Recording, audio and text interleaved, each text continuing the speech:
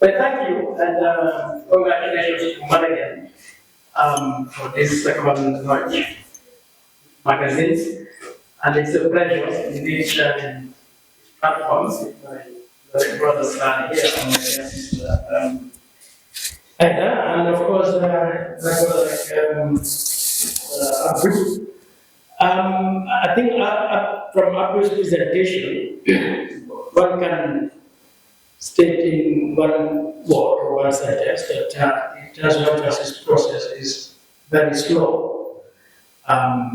Given the figures, 64 implemented, 154 ongoing, 64, and one recommendation to activities not implemented.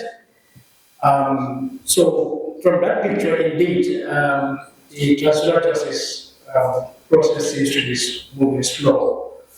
But then one can go beyond this to say the very idea of establishing a transitional justice program is a success.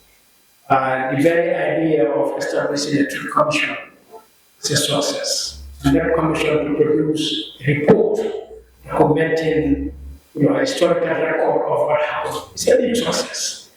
And of course, it has generated legal reforms, as Abu said, the creation of institutions like NHRC and others, and other laws. We even have a law on prohibition and prevention of torture. But we can look at transitional justice only one in terms of these recommendations and so on. But we can also look at transitional justice as a framework, a vision as to what kind of society was intended, so that it is not merely about implementing this, but it is also ensuring that on the ground, a certain quality of governance, of development prevails.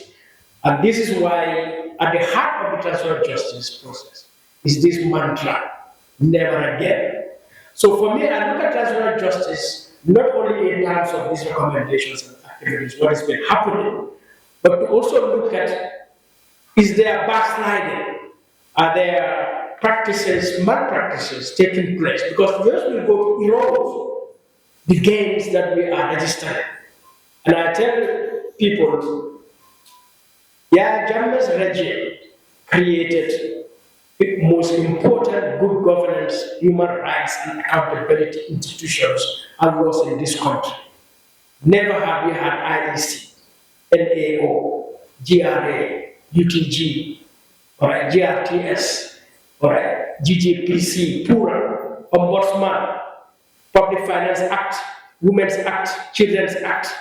So the most important instruments you can imagine created in this country for good governance, for accountability, for justice were under Jammeh's time. But at the end of the day, the most atrocious period of our history was at that time. So when we look at transitional justice, let us not be obsessed with the TRC report, the white paper, and the recommendations. But let us also look at today, is that police brutality taking place? Is that corruption taking place? Because that also determines whether transitional justice is a success or not.